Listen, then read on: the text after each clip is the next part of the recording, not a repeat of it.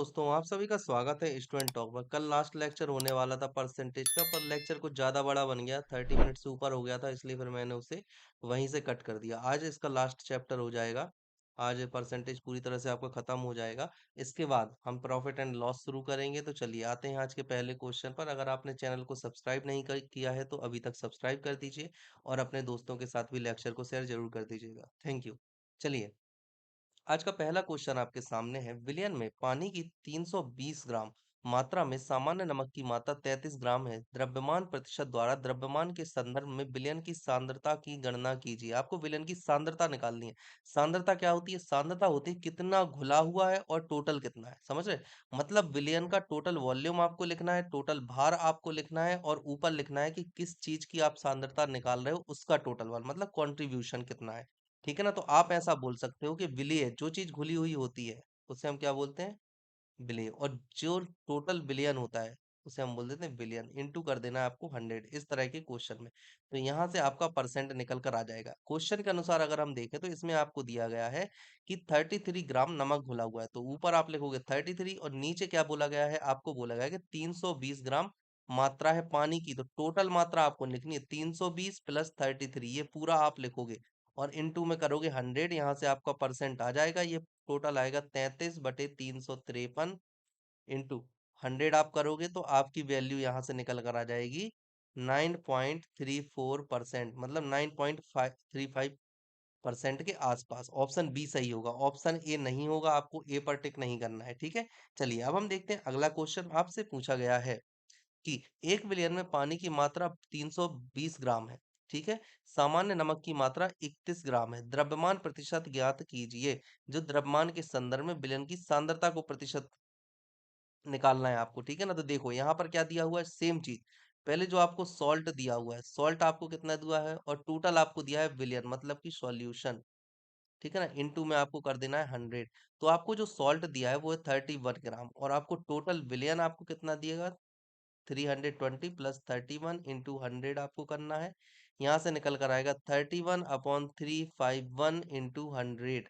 ठीक है, इसको जब आप देखोगे तो आपको मल्टीप्लाई करने पर सही आंसर आ जाएगा। कैसे निकालोगे आप? 351 में आपको 351 का आपको डिवाइड देना है 3100 में, तो वैल्यू निकल कर आ जाएगी आपकी। यहाँ से जब आप करोगे तो वही 9 के आसपास ही आएगी, 9.60। दो बार दिया हुआ है तो आप किसी को भी टिक कर देना, 9.60 ही आएगी। ओके, चलो कर लेते हैं हम लोग फिर भी। 9 टाइम्स देते हैं तो 9 में क्या आएगा? 9, फिर 9×5 = 45 की 5 बची 4, 9×3 = 27, 4 31। तो कुछ ज्यादा आ रहा है, मतलब 8.83 के आसपास आएगी आपकी वैल्यू, है ना? थोड़ा कम आएगी क्योंकि 8 टाइम्स जा रहा है और 8 केवल एक ही ऑप्शन में है ना, तो पूरा नहीं करना है।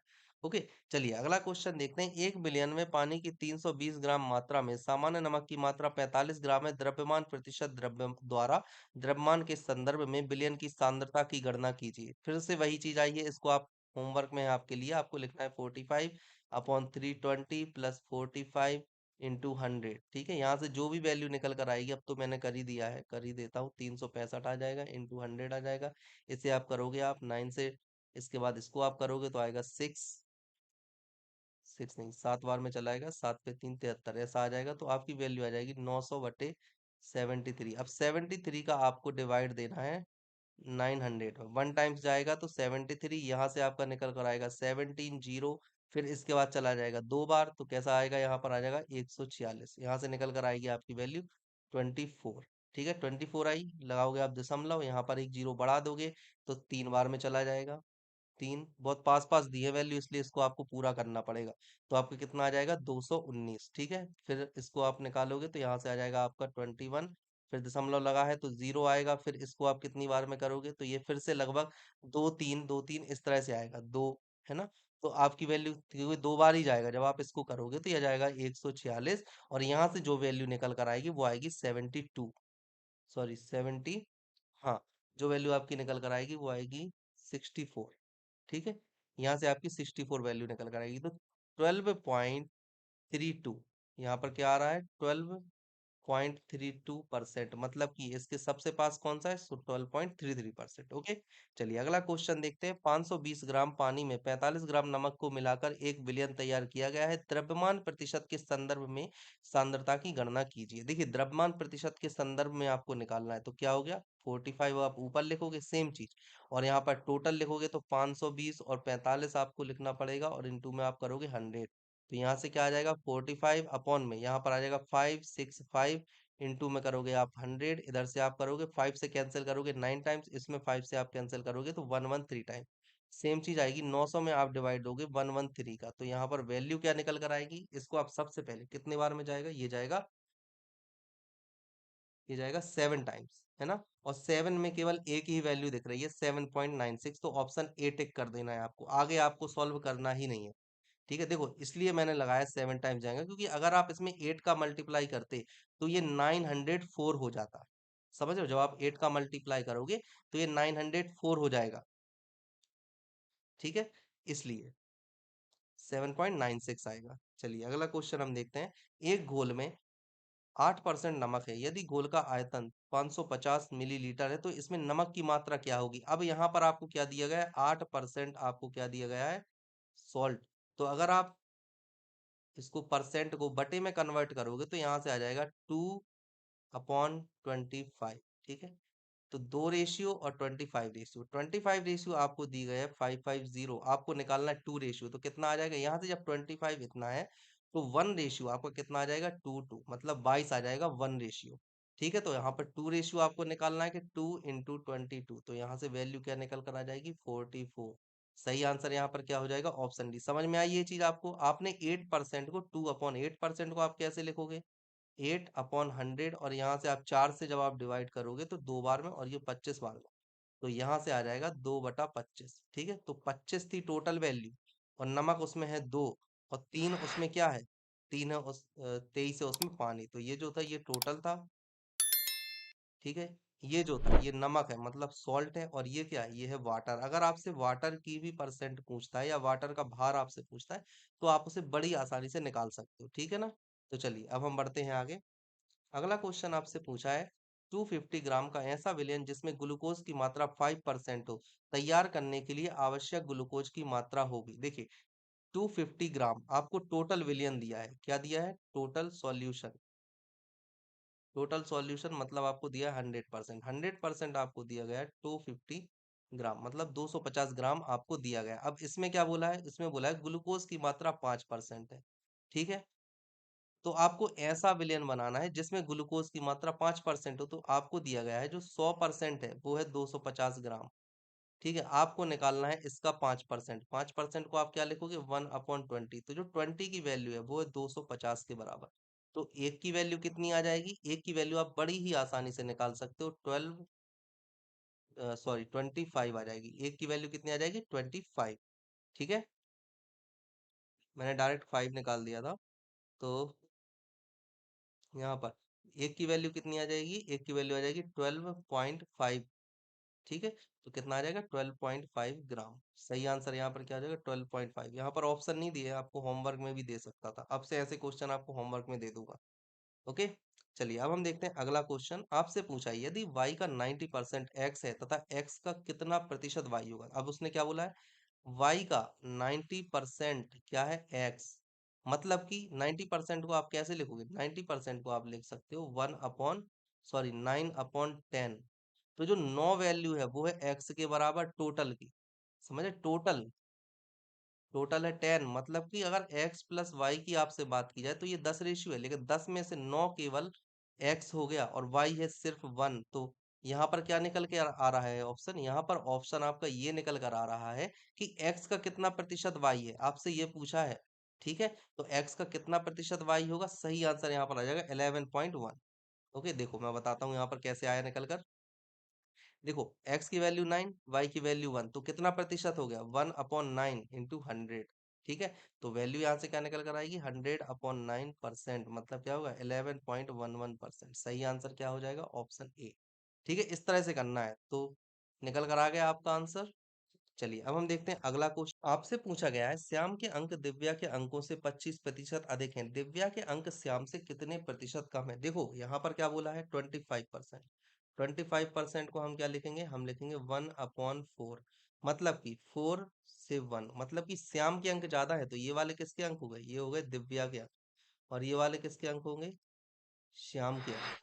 ठीक है ना, ये 5 है यहाँ पर, ये श्याम के अंक है। तो आपसे पूछा गया है कि दिव्या के अंक श्याम से कितने कम है, दिव्या के अंक कितने कम है, -1।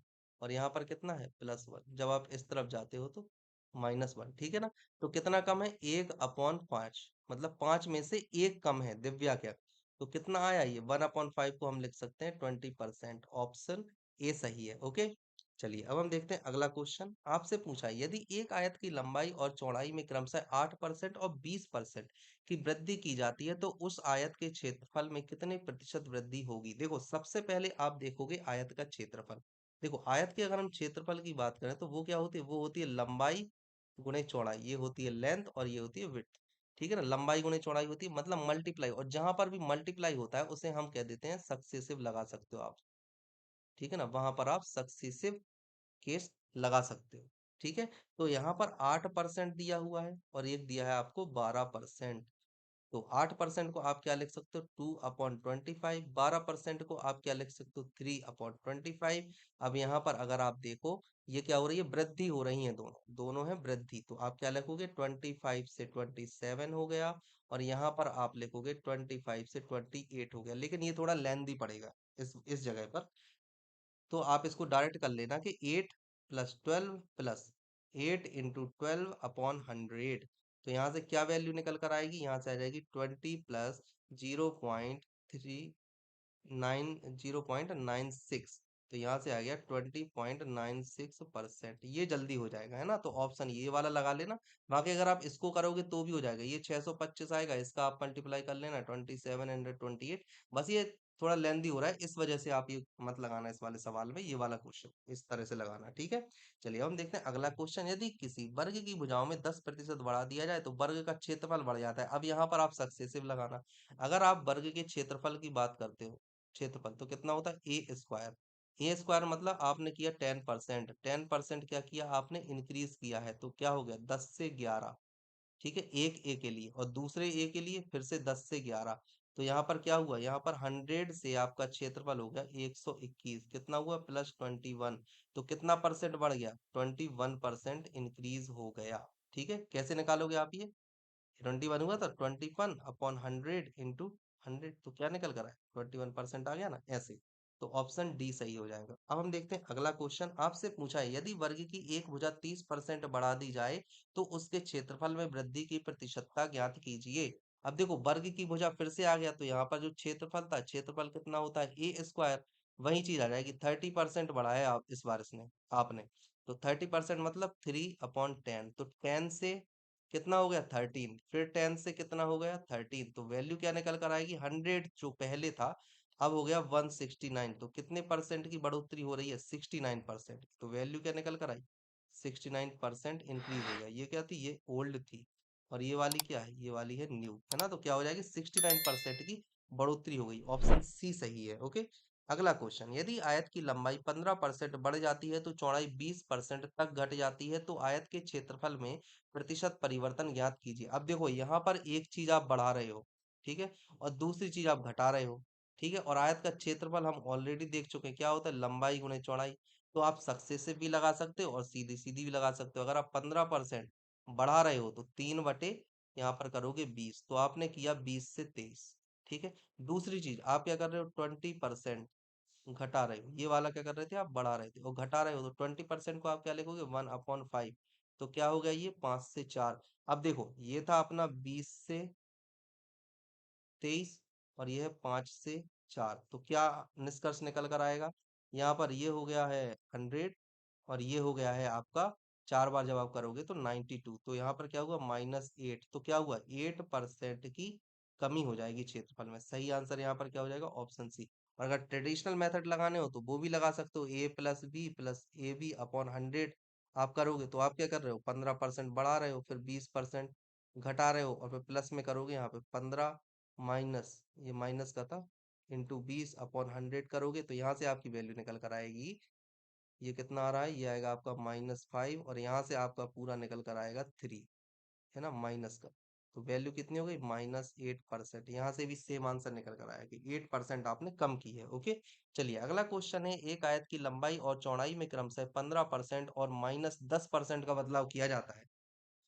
देखो सेम चीज है, पीछे क्या था, पीछे था कि यहाँ पर जो 10 20 20% है, अगले क्वेश्चन में इसकी जगह पर 10% कर दिया। तो ये क्वेश्चन आपके लिए होमवर्क है, आप सभी लोग इसका आंसर कमेंट सेक्शन में दीजिएगा। ठीक है, कहाँ पर देना है, कमेंट सेक्शन में आंसर आप सभी को देना है। ठीक है, चलिए अगला क्वेश्चन है, एक चुनाव में एक उम्मीदवार 75% वैध मतों से विजयी हुआ। कुल 5,60,000 मतों में से 15% मत अवैध थे। विजयी उम्मीदवार को मिले वैध वोटों की संख्या आपको निकालनी है। देखो टोटल कितना था, आपके पास था 100%। ठीक है, टोटल 100% था। अब यहाँ पर आपको देखना है कि जो 15% मत थे वो अवैध हो गए, तो जो 15% थे वो तो हो गए अवैध, और यहाँ पर वैध कितने बचे, 85%। ये वैध थे और ये वाले कैसे थे, अवैध हो गए।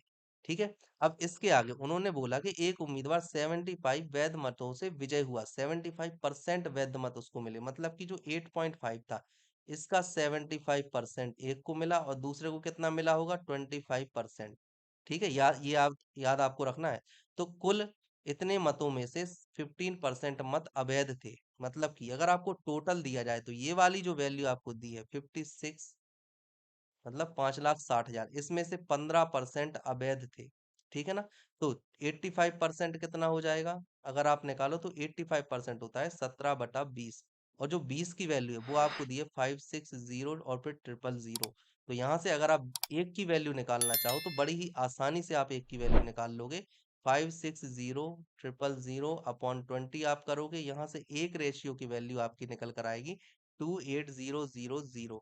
और आपको निकालनी है 17 रेशियो की, तो कितनी आ जाएगी, यहाँ से 000 और 17, 17 का मल्टीप्लाई जब आप 8 में करोगे तो आपकी वैल्यू कितनी निकल कर आती है, 136, 136 का 6, इसके बाद में बचा आपके पास 3, तो 17 दूनी 34, 34 3 37, तो 3,76,000 टोटल। ठीक है, रुक जाओ, 3,76,000 नहीं, 4 लाख होगा यहाँ पर। 17, 136, तो 13 आपको ऐड करना है, 17 दूनी 34, 34 13 होते 47, तो 4,76,000 ये थे टोटल मत। जो 85% है ये था 4,76,000 के बराबर, इसका 75% और इसका 25%, इसको तोड़ना है आपको। तो यहाँ पर अगर आप देखो तो 75% को आप लिख सकते हो, वैध वोटों की संख्या आपको निकालनी है, मतलब 75% निकालना है। तो 75% को आप लिखोगे 3/4, और 4 की वैल्यू आपको दी है 476,000। तो एक की वैल्यू आप क्या निकाल लोगे, 476,000 अपॉन इसमें आप दोगे 4 का डिवाइड। तो यहाँ से सीधा सीधा चला जाएगा, एक बार में, फिर से एक बार में, और फिर ये था 3 पे 6 36, तो 9 बार में, फिर 3 जीरो। तो एक की वैल्यू आ रही है 119,000। तो आपको निकालनी है 3 की वैल्यू, तो बस आपको साधारणतः 3 का मल्टीप्लाई कर देना है, 11,9,600 इंटू 3। जब आप मल्टीप्लाई करोगे तो आपका आंसर आ जाएगा बड़ी ही आसानी से। अगर आप देखो, आप नहीं कर अगर आप देखो, आपको करने की भी पूरी जरूरत नहीं है, आपका आंसर आपको वैसे ही दिख रहा है कि ऑप्शन डी होगा, पर हम फिर भी निकाल देते हैं। 00 और फिर 6 3 18 की 8, 00 नहीं, ये 000 है ना, 3 जीरो है ये। ठीक है, तो जीरो लिखना, फिर 9 3 27 की आ जाएगी आपके पास में 7, बची 2, और 3 2 5, और फिर 3, तो कितना आया, 3,57,000 फाइनल वैल्यू आपकी आ गई, ऑप्शन डी। ठीक है ना, इस तरह से आपको करना है। देखो ये वाली जो मेथड है ना, ये वाला जो पोर्शन है इस आंसर में, ये सबसे ज्यादा इंपॉर्टेंट पोर्शन है, ये वाला, ये आपको याद रखना है। अगर आपने इतना निकाल लिया तो आप बड़ी आसानी से निकाल लोगे। पहले क्या किया, 100% जो आपको दिए थे 5,60,000, फिर उन्होंने दिया 15% अवैध है, तो हमने 15% हटा दिए, बचे हमारे पास 85%।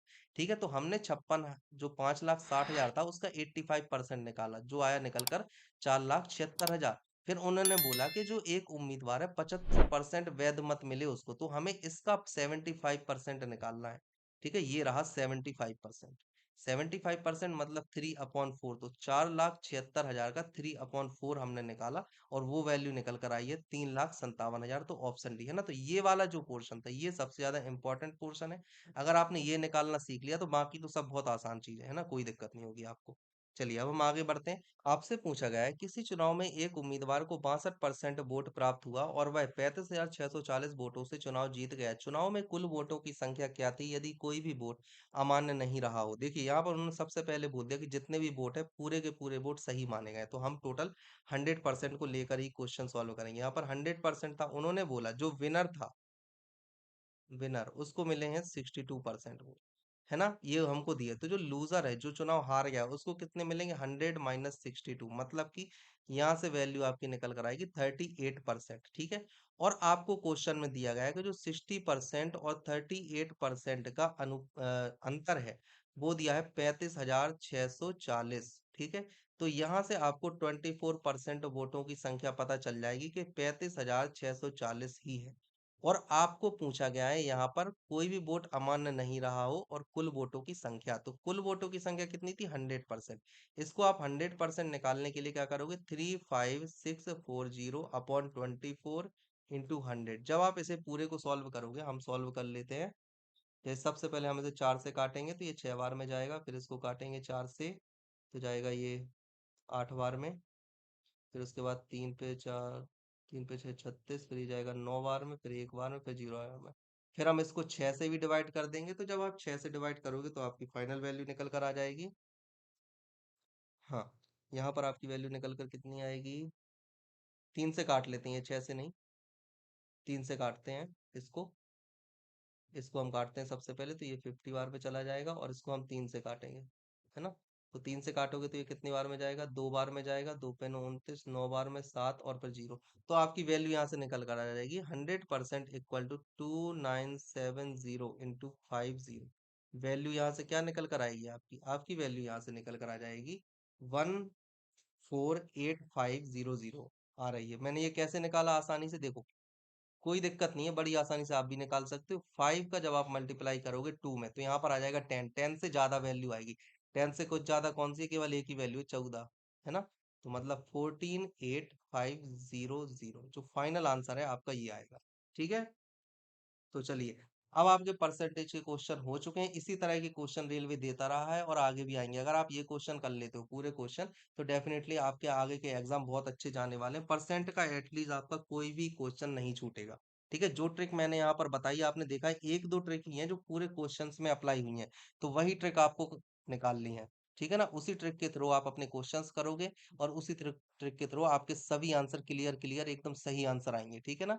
तो आपका सिलेक्शन पक्का है अब रेलवे में, अगर आप परसेंटेज को अच्छे से कर लेते हो तो। आज हमारे परसेंट खत्म होने के बाद हम कल से शुरू करेंगे profit and loss. Profit and loss के भी बहुत सारे क्वेश्चंस आते हैं, डिस्काउंट के, सीआई एसआई के भी बहुत सारे क्वेश्चंस आते हैं।